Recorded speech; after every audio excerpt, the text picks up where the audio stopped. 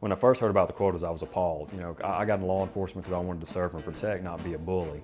You're way beyond encouraging productivity at this point. Now you're encouraging police officers to act unlawfully. Auburn, Alabama is home to sprawling plains, the Auburn University Tigers, and a questionable police force.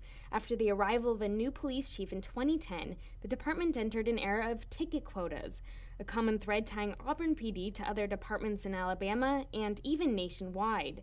Air Force veteran and Auburn native Justin Hanners was a police officer on the force who felt compelled to speak out. The role of police in society, I believe, are to interfere with the lives of the people as little as possible, but protect them from the 1% element that wants to victimize them.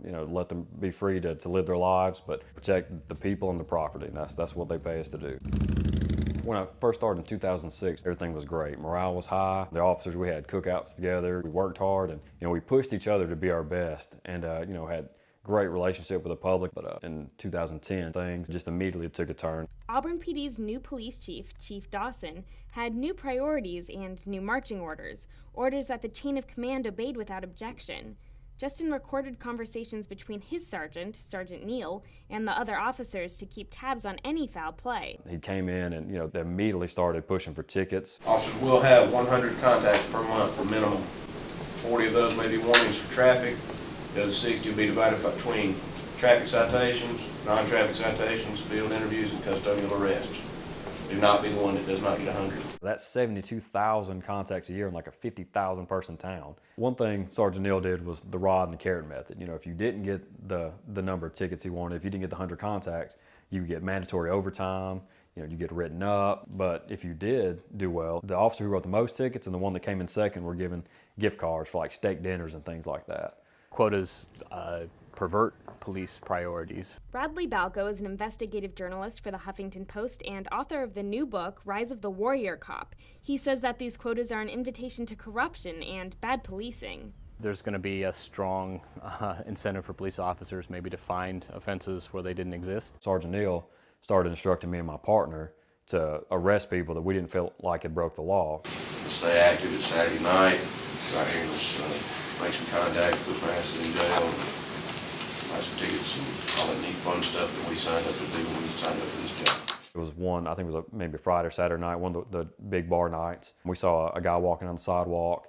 He was staggering a little bit, but he was walking quietly to himself. He was on the sidewalk, wasn't stepping out in the street. We thought, well, it's clear he's been drinking. We'll at least contact him, make sure he's okay. So we get out on him, we contact him. He knows who he is, where he's going. We determined that he's good to go. We let him go. Well, our sergeant saw it and told us to go back and arrest him. He pointed to me and said, "You need it for your stats." So I told him it's not about what I need, it's about what he needs, and he doesn't need to go to jail. So he got out of the car and ordered us to arrest him, and I still refused, and my partner, scared for his job, went ahead and arrested the guy and took him to jail for public intoxication. So you have a policy that encourages police to create petty crimes and to ignore serious crimes, and that's clearly the very opposite of what we want police officers to be doing. Justin repeatedly expressed his concern about the quotas and the way things are being handled to his entire chain of command. He followed up with a formal grievance process through the Director of Public Safety, but to no avail. The director said that these requirements were necessary for increasing productivity. You have to question the leadership there if officers need to have that sort of incentive just to perform their jobs. I think personally that it's revenue driven. At the same time that they're trying to raise property taxes, the same time they're trying to raise sales taxes, they're pushing us to get more tickets. And they're telling us they don't want these little fix-it tickets. They tell us that they want, quote, meat tickets, something with a fine. They'll look over your traffic log, and if you've got a bunch of low fine or no fine tickets, they're going to tell you to switch and do more speeding, more red lights, more things like that. There's not that many speeders. There's not that many people running red lights to get those numbers. So what officers do is lower their standards.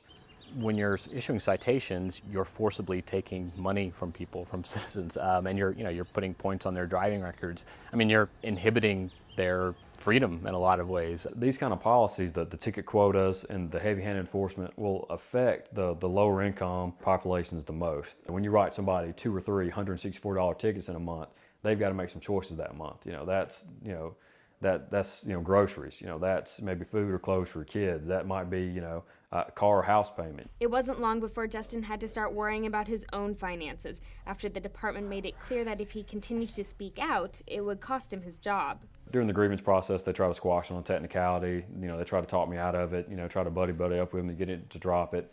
Then once all else failed, they started threatening my job and my career, warned me that there'd be consequences for doing this. I had no intention of dropping. At this point, I had no choice. I had to keep going forward, and if I stopped it, nothing would have changed. That just would have been another, minor hiccup. Justin was fired, and while the department declined Reason TV's request for information on the case, Justin says he was ultimately fired for violating a gag order. Okay. When they called me and fired me, the first thing that went through my mind was my kids. I'm the primary breadwinner. I don't know how the bills are going to get paid, and I didn't know what I was going to do as far as a new career. All my eggs were in this law enforcement basket. It's what my calling was. It's what I've always wanted to do. Justin hasn't found a new job. He's currently looking for a lawyer to take up his case and sue the department. Though after reaching out to the Police Benevolent Association for guidance, he found out that his grievances were actually pretty common. They're like, basically, here we go with this again. It's a problem in more places than Auburn. This is a frequently occurring thing, and it's a battle with a lot of different officers and departments. While Justin will continue his battle on the legal front, he thinks that the fastest way to get the city back on track is public accountability. Once the people know, they can hold their elected officials accountable, and then it'll change. Officers have tried for years to change it from the inside, and they're either forced out or just leave from frustration. And what you end up with is a police department where the good officers have been run off, and you have a bunch of officers that are just willing to play the game. They want to be the bullies. They want to show how bad they are with a badge, and that's what you get left with.